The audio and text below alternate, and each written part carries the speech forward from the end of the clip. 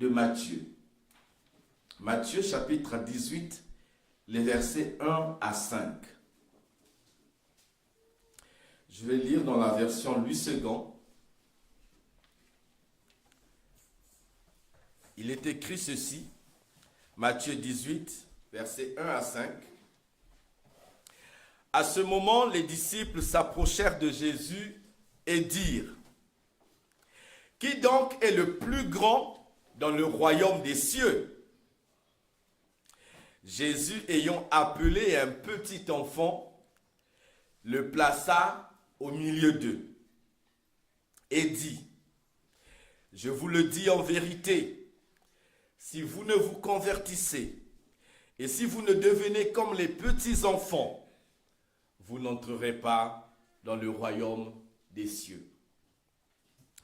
C'est pourquoi quiconque se rendra humble comme ce petit enfant sera le plus grand dans le royaume des cieux.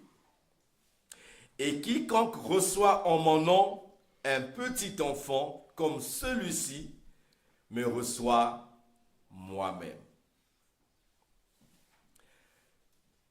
Les disciples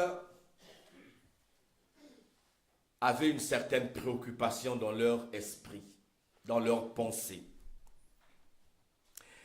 Et si vous lisez le passage parallèle dans Luc 9, là on nous dit que les disciples étaient en train de discuter entre eux pour savoir qui était le plus grand. Et malheureusement, c'est un peu aujourd'hui la situation du monde. Si vous suivez les informations, si vous regardez autour de vous, vous allez voir que les gens sont en perpétuelle compétition pour savoir qui est le plus grand. Dans la famille, on veut savoir, on lutte pour chercher à savoir qui est le plus grand. Dans les sociétés, au travail, à l'école, même dans le voisinage, il y a le voisin qui veut savoir qui est le plus grand dans le quartier, qui est le plus grand dans l'immeuble. Et souvent, beaucoup de gens se déchirent juste pour chercher la première place. Qui est le plus grand? Qui doit coiffer les autres? Qui doit donner le temps? Et même sur le plan international aujourd'hui, il suffit seulement de suivre les informations, vous allez voir, il y a des chefs d'État qui veulent être le plus grand chef d'État du monde. Ce n'est plus son pays qu'il doit commander, mais il doit commander même en dehors de son pays. Qui est le plus grand? Qui est le chef? Et quand les disciples s'approchent de Jésus pour poser cette question, Jésus fait quelque chose d'inhabituel. Il ne leur répond pas juste par un enseignement, mais il leur répond par une image, une illustration. Il appelle un petit enfant. Et c'est merveilleux de voir qu'on ne dit pas qu'il appela un enfant. Voyez bien l'expression qui est utilisée dans la Bible. Un petit enfant. Et du verset 2 jusqu'au verset 5, cette expression-là revient. Petit enfant, petit enfant, petit enfant, petit enfant. Parce qu'aujourd'hui, le problème, c'est qu'il y a aussi des grands enfants. N'est-ce pas? Ah oui! Il y a des grands enfants. Mais là, Jésus ne parle pas d'un grand enfant. Il parle d'un petit enfant. Il appelle un petit enfant. Un petit jeune soldat qu'il place devant les disciples. Alors qu'ils ont dans la tête, mais qui est le plus grand, qui doit être le chef, qui doit commander? Jésus place au milieu d'eux un petit enfant. Peut-être qu'il n'était pas remarqué par les disciples. On ne donne même pas son nom, parce qu'on ne le connaît pas. Il est dans la masse. Il est oublié, ignoré. Mais Jésus a le regard sur lui. Et Jésus l'appelle. Et Jésus le place au milieu de ces 12 disciples qui sont en train de lutter dans leur esprit pour savoir qui est le plus grand dans le royaume des cieux. Et Jésus leur dit, je vous le dis en vérité, si vous ne vous convertissez et si vous ne devenez comme les petits enfants, voilà, pas seulement comme les enfants, mais comme les petits enfants, vous n'entrerez pas dans le royaume des cieux. Nous venons de le chanter ici. Ils viendront de l'Orient, ils viendront de l'Occident. Et ils auront part à la table de Dieu. Ils prendront place au royaume de Dieu. Mais pour y entrer, Jésus dit, il faut se convertir et devenir comme les petits enfants. Et au verset 4, il ajoute ceci. C'est pourquoi, il insiste, c'est pourquoi quiconque se rendra humble comme ce petit enfant sera le plus grand dans le royaume des cieux. Je ne sais pas si vous êtes en train de faire attention à comment Jésus s'exprime. Jésus est en train de renverser la philosophie humaine. En fait, sur la terre, le plus grand, mais c'est celui qui a beaucoup. C'est celui qui est grand. C'est celui qui est visible. Celui qui frappe les regards. Mais là, dans le royaume des cieux, c'est le contraire. C'est celui qui est tout petit, qui n'est pas vu, qui est humble, qui est le plus grand.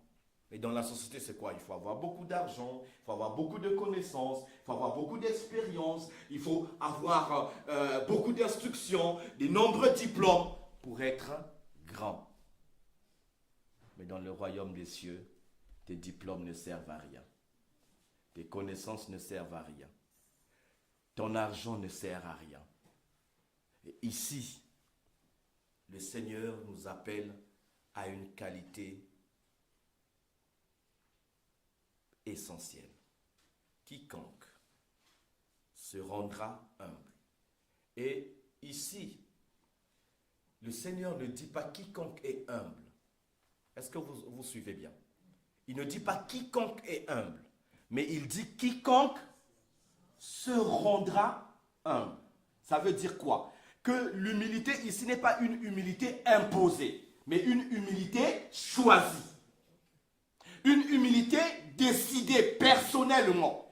Quiconque décidera d'être humble, quiconque se rendra humble, ce n'est pas que le Seigneur ne demande pas de te faire humilier par les gens, mais le Seigneur nous dit quiconque décidera lui-même de se rendre humble, quiconque prendra la décision de s'abaisser comme un tout petit enfant, alors celui-là sera le plus grand. Donc l'humilité, c'est un choix personnel. Dieu ne te rendra jamais humble si tu ne le veux pas. Le Seigneur ne pourra pas te rendre humble si toi-même dans ton cœur tu n'es pas décidé à être humble. Et laissez-moi vous dire, les disciples avaient déjà ici dans le chapitre 18, peut-être qu'ils ont déjà fait 2 ans avec le Seigneur Jésus. Ils ont vu comment Jésus agissait. Ils ont vu comment Jésus traitait les gens. Mais malheureusement, ils n'avaient pas encore pris la décision de se rendre humble comme le Seigneur Jésus lui-même. Et il est possible d'être membre de l'Église des années sans se rendre humble. Parce que c'est une question de choix personnel, de décision personnelle. Quiconque se rendra humble. Qu'est-ce que l'humilité déjà? L'humilité, dans le monde, on définit de plusieurs manières. Mais moi, j'aimerais vous donner une définition qui m'est venue en priant et en étudiant la Bible. L'humilité, c'est la juste attitude que l'on a lorsqu'on se compare à Dieu. L'humilité, c'est la juste attitude que l'on adopte quand on se compare à Dieu. Parce que, sachez-le que si vous vous comparez aux autres, vous ne serez jamais un. Parce que vous trouverez toujours quelqu'un qui est différent de vous, qui n'a pas ce que vous avez. Est-ce que vous comprenez? Quand vous vous comparez à votre voisin, vous allez dire, oh mais moi, je suis plus instruit que lui. Est-ce que ça c'est de l'humilité? Si vous vous comparez à votre frère, vous allez certainement penser que, ah mais lui, il n'a pas tout cet argent que j'ai dans mon compte en banque. Mais lorsque vous vous comparez à Dieu.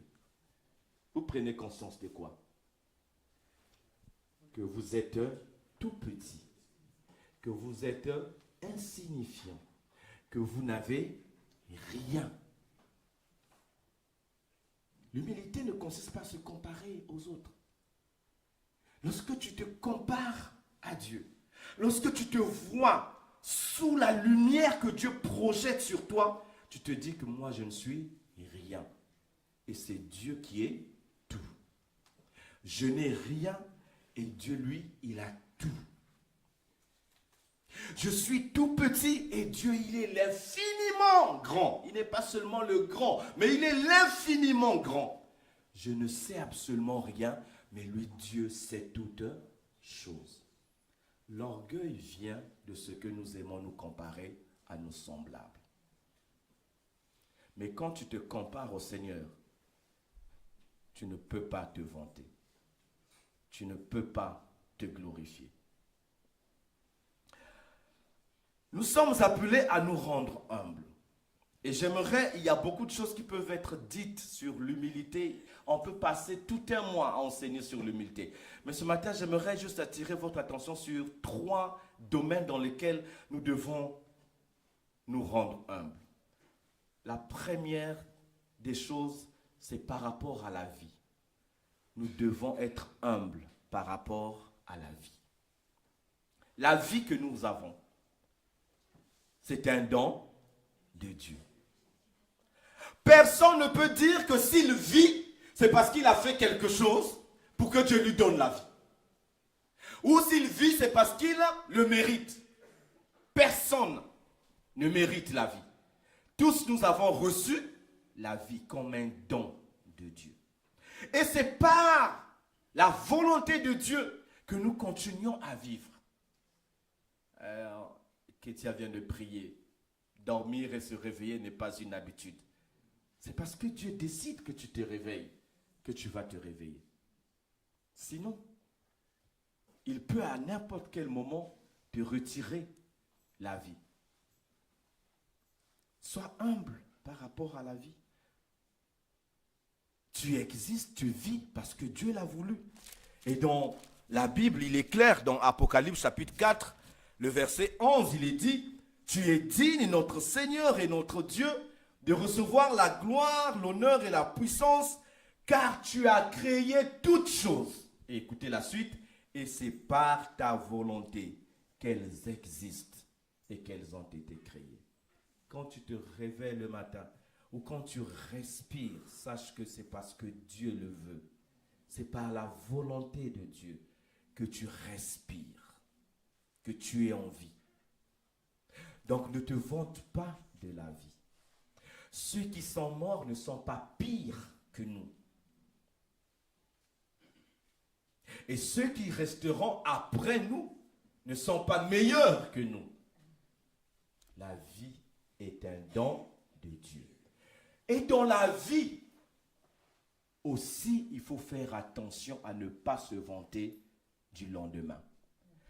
Pendant qu'on vit, il y a des gens qui aiment faire des projets.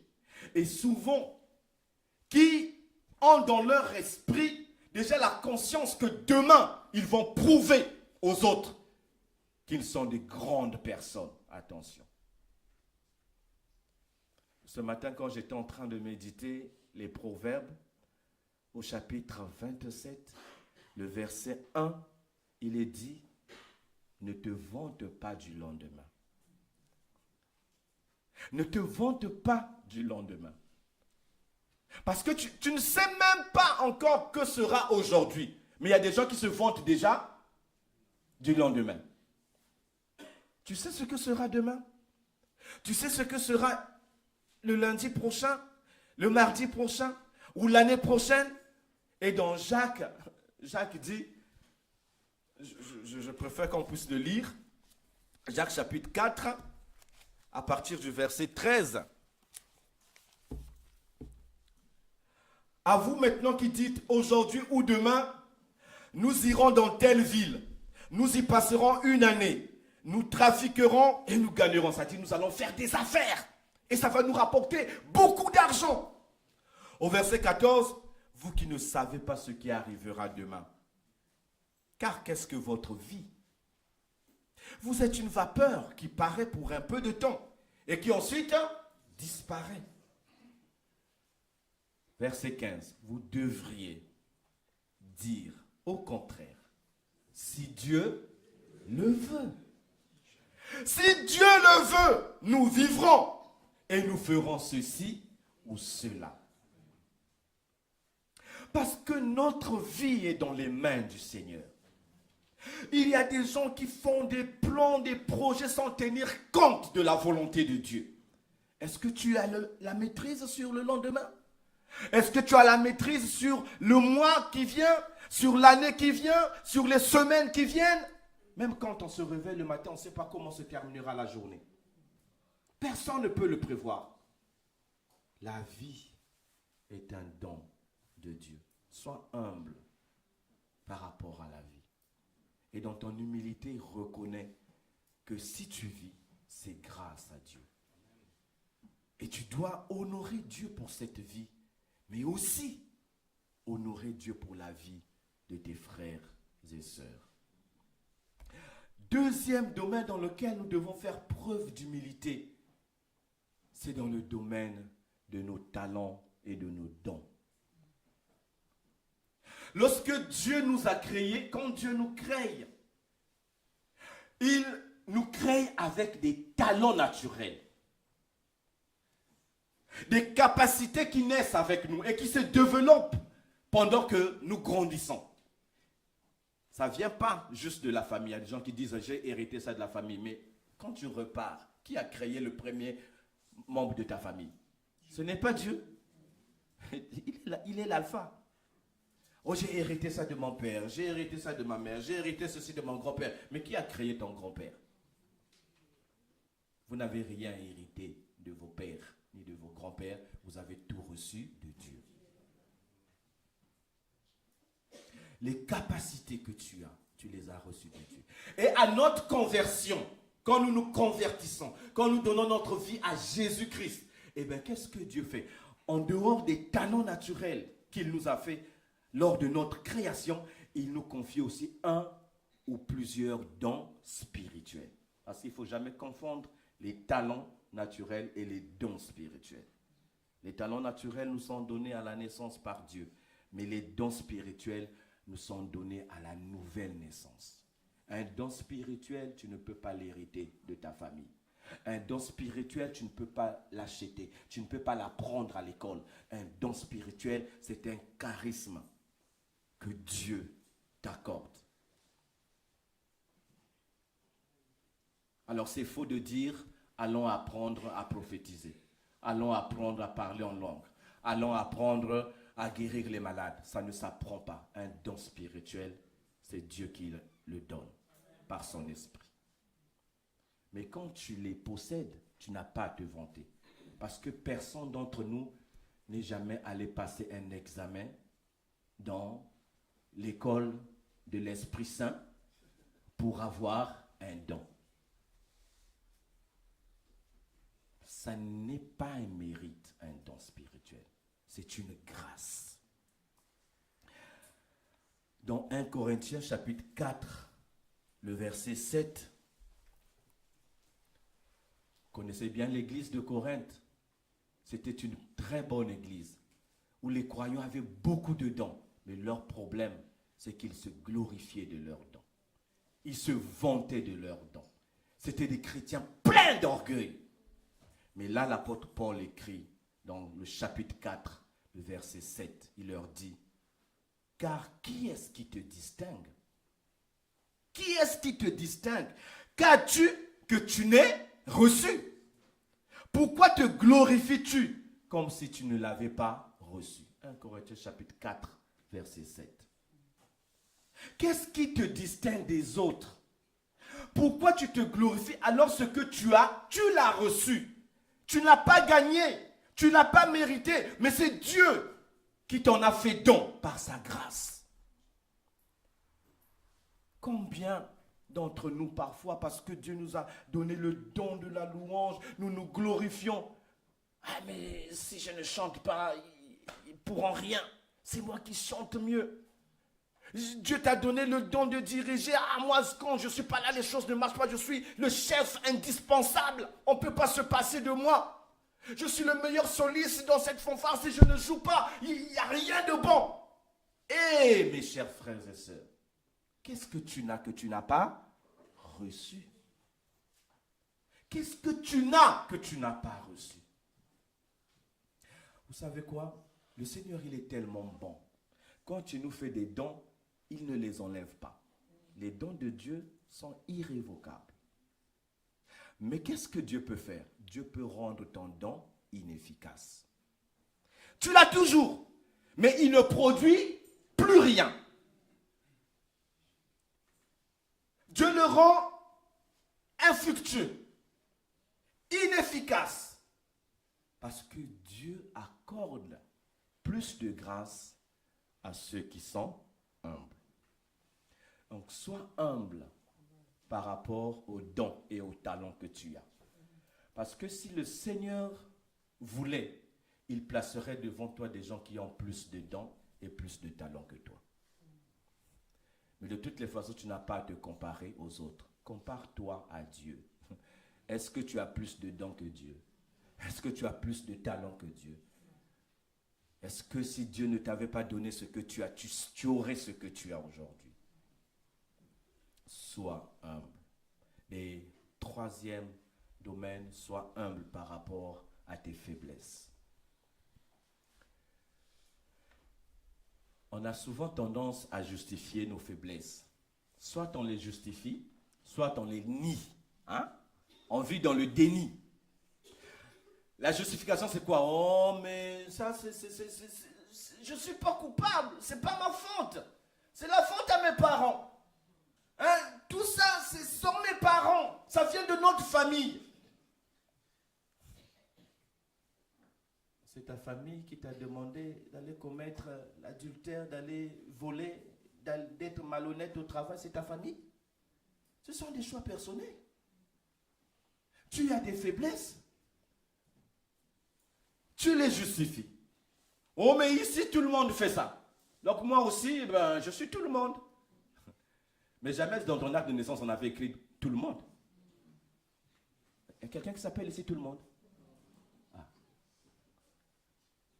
Moi, depuis que je suis né, je n'ai jamais entendu tout le monde. Et une personne s'est levée. Présent. Jamais. Chacun a son nom. Et parfois, on les nie. On ne veut pas les reconnaître. Oh non. Je n'en ai pas. Je n'ai pas de défaut. Je n'ai pas de faiblesse. C'est bon. Parce que pourquoi? On veut toujours paraître éclatant, rayonnant, glorieux, fort. On veut frapper les regards des autres. Mais la vérité, c'est que nul d'entre nous n'est parfait. Personne n'est parfait.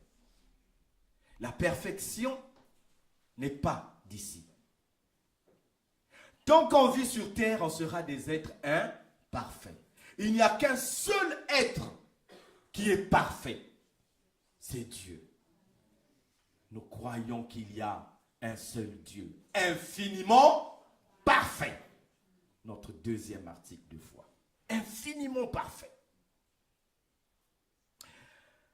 La vérité est que chacun d'entre nous a ses faiblesses. Même le prédicateur, même le pasteur, même le pape, même le général de l'armée de salut, même le moine, même celui qui vit dans le désert. Chacun a ses défauts, chacun a ses faiblesses. Au lieu de les nier, nous devons plutôt les reconnaître et compter sur Dieu pour nous transformer et pour nous faire grandir. Vous savez, Jésus aimait bien raconter les histoires pour donner des enseignements. Et dans Luc, chapitre 18, il a raconté une histoire sur ce que cette vérité concernant les défauts. À partir du verset 9, il parle de deux hommes qui vont au temple, qui vont prier. Donc il y a un publicain, c'est-à-dire un collecteur d'impôts, et il y a aussi un pharisien, donc un homme religieux. Les deux vont au temple. Ils ont déjà fait une très bonne chose, d'aller au temple. Quand ils entrent, qu'est-ce que le pharisien fait? Écoutez au verset 11. Le pharisien debout, priait ainsi en lui-même. Oh Dieu, je te rends grâce de ce que je ne suis pas comme le reste des hommes. Wow. Est-ce que vous sentez cette odeur d'orgueil là? Je ne suis pas comme le reste des hommes, Seigneur. Oh, je te rends grâce. Je suis le top des tops, top modèle. Top. Il n'y a personne comme moi. Je ne suis pas comme le reste des hommes. Waouh. Et il ne s'arrête pas là. Il ajoute ceci. Les restes des hommes qui sont des ravisseurs, injustes, adultères. Oui, parfois aussi dans cette salle, nous ne sommes pas des ravisseurs, nous ne sommes pas injustes, nous ne sommes pas des adultères. Mais est-ce que, parce que nous ne sommes pas comme ça, nous n'avons aucune faiblesse? Et là, le pire, il va se comparer à son voisin qui est venu aussi prier. Je ne suis même pas comme ce publicain.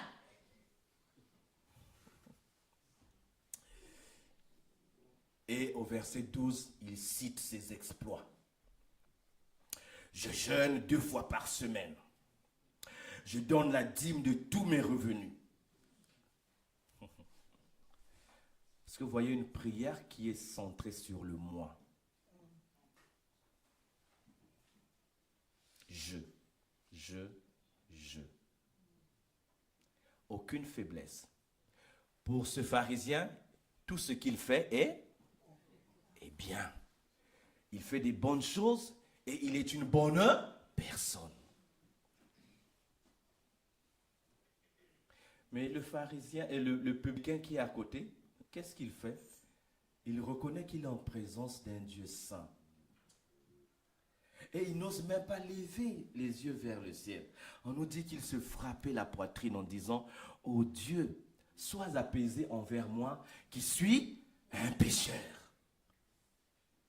Il n'a aucun mérite à faire valoir devant Dieu. Il ne dit même pas, Seigneur, c'est vrai, je suis pécheur, mais c'est à cause de mes parents. Et puis toi-même, ta parole l'avait dit, j'ai été conçu dans l'iniquité, dans le péché. Donc, tu peux comprendre, hein? Si j'ai fait ça, c'est parce que je suis faible. Non, il ne se justifie pas. Il le reconnaît et il demande la grâce de Dieu. Sois apaisé envers moi. Fais-moi grâce, Seigneur. Et Jésus, c'est pourquoi il termine cette histoire en disant, je vous le dis, cet homme-là, ce publicain-là, descendit dans sa maison, justifié plutôt que le pharisien. Et il dit, car quiconque s'élève sera abaissé. Et celui qui s'abaisse sera élevé. Et vous voyez même dans l'expression, quiconque s'élève, c'est-à-dire quiconque choisit de s'élever. On ne dit pas quiconque les gens élèvent. Non. Mais quiconque s'élève soi-même. Et quiconque s'abaisse. Donc il y a toujours une décision personnelle. Celui qui décide de s'abaisser. Mes chers frères et sœurs, ne luttez jamais pour être en avant. Ne vous disputez jamais pour occuper la première place. Laissez Dieu vous élever quand il le veut. Mais vous choisissez de vous abaisser. Choisissez d'être humble. Quand je pense à ma propre vie, je le dis toujours, qui suis-je pour que le Seigneur m'ait choisi pour faire de moi son serviteur? Je n'ai rien de particulier. Qui suis-je pour que le Seigneur m'ait permis à moi et à ma famille de quitter le Congo, de faire une longue distance pour aller servir en Guyane? Seigneur, on n'a jamais fait de concours ni d'examen pour y aller, pour être choisi? La grâce de Dieu. Et qui suis-je pour être aujourd'hui ici devant vous, pour annoncer l'évangile, pour prêcher la parole? Je ne suis pas plus que tous les autres officiers. Non. Je suis rien. Et je resterai rien. Parce que c'est Dieu qui est tout. Tout vient de lui.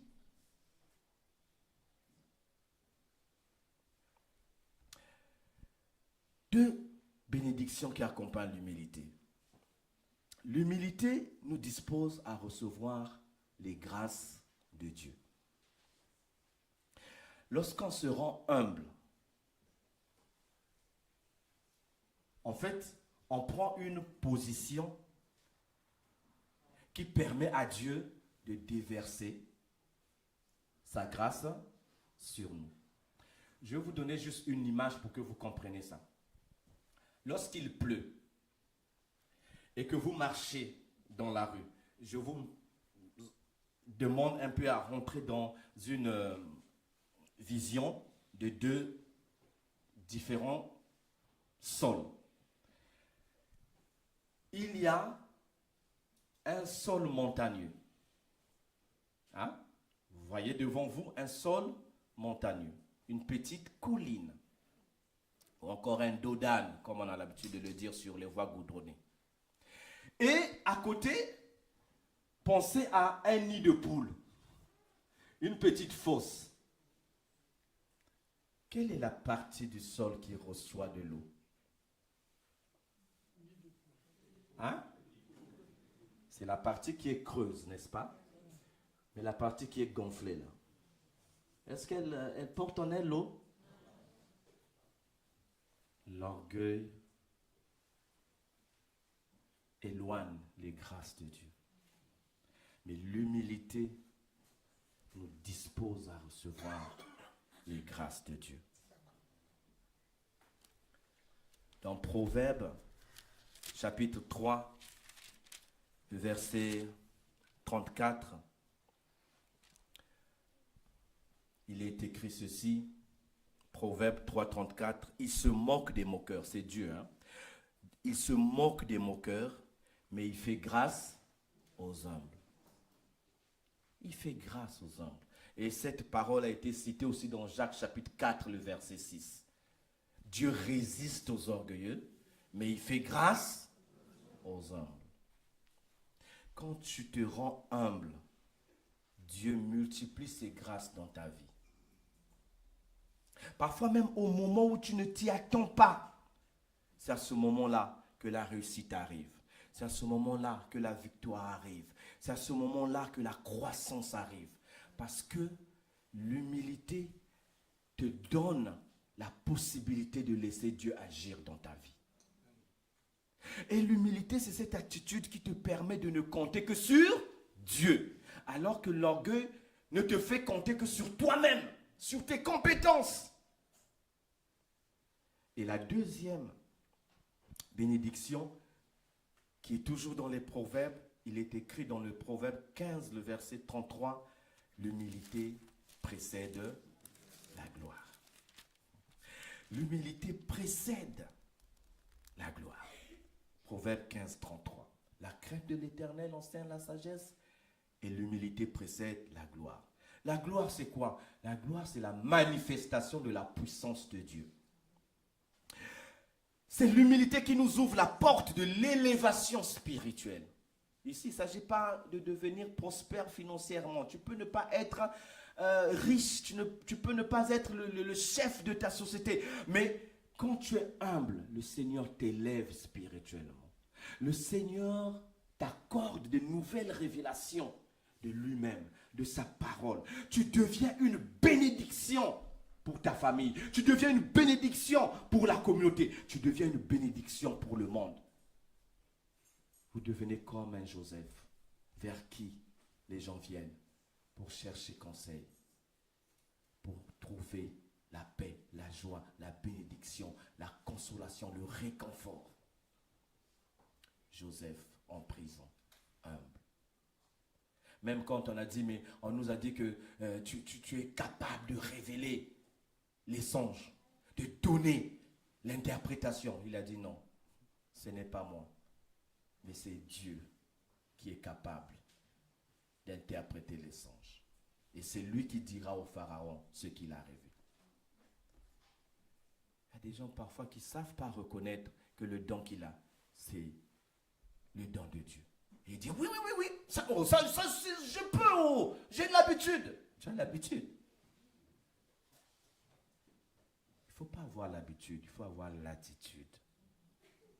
L'attitude qu'il faut, l'humilité.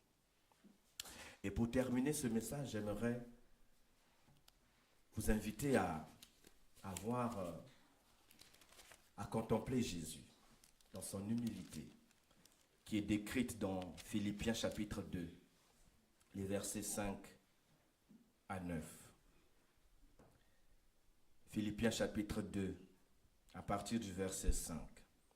Il est écrit ceci: ayez en vous les sentiments qui étaient en Jésus-Christ.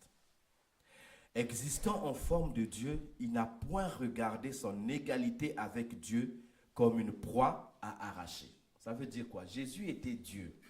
Mais il n'a pas regardé son égalité avec Dieu comme quelque chose à laquelle il devait s'accrocher. C'est comme aujourd'hui, beaucoup s'accrochent à ce qu'ils ont, à ce qu'ils sont. Ah, moi, je suis le chef. Personne ne peut dire des choses contre moi. C'est moi qui suis le chef. C'est moi qui suis... C'est moi qu'on a nommé. C'est moi qu'on a choisi. C'est moi. Et...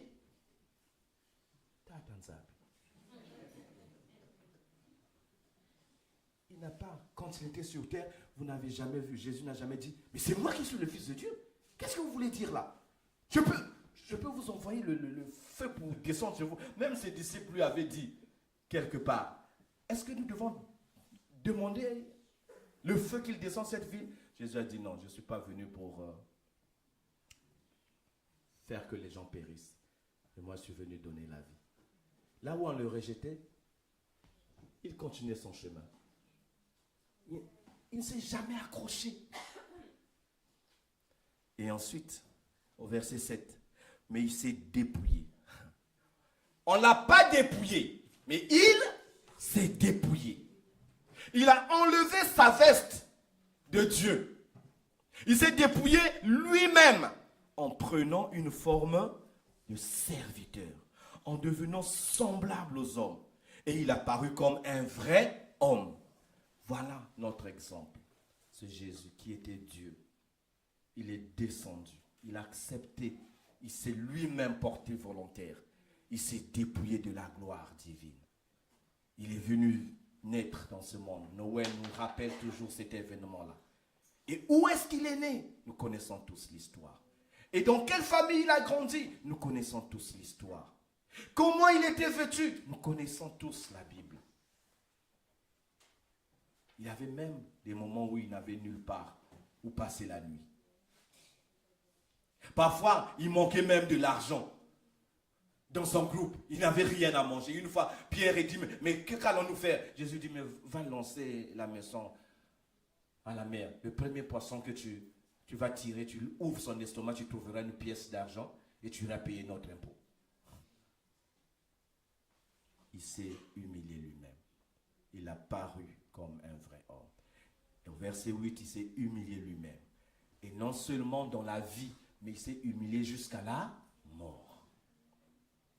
Se rendant obéissant jusqu'à la mort, même jusqu'à la mort de la croix. Ah, celui qui est Dieu mourir comme un brigand, comme un simple malfaiteur, mais il a fait pour toi et pour moi. Et vous savez quoi? Le résultat, c'est le verset 9. C'est pourquoi aussi.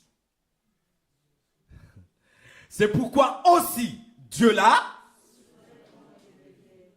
C'est pas seulement que Dieu l'a élevé, mais Dieu l'a souverainement élevé. L'a élevé au-dessus de tout. C'est ce que ça veut dire. Pourquoi? Parce qu'il s'est vraiment abaissé. Et pour les enfants qui aiment jouer au trampoline, est-ce que vous avez remarqué que le secret pour aller plus haut, il faut que vous puissiez être capable de de descendre plus bas. Plus que tu descends plus bas avec ton trampoline, plus que tu es projeté plus haut. Et le Christ, c'est ce qu'il a fait. Il est descendu plus bas et il a été élevé plus haut. Mais aujourd'hui, quels sont ceux qui acceptent de descendre plus bas? C'est pourquoi aussi Dieu l'a souverainement élevé et lui a donné le nom qui est au-dessus de tout nom, afin qu'au nom de Jésus, tout genou fléchisse dans les cieux, sur la terre et sous la terre, et que toute langue confesse que Jésus-Christ est Seigneur à la gloire de Dieu le Père.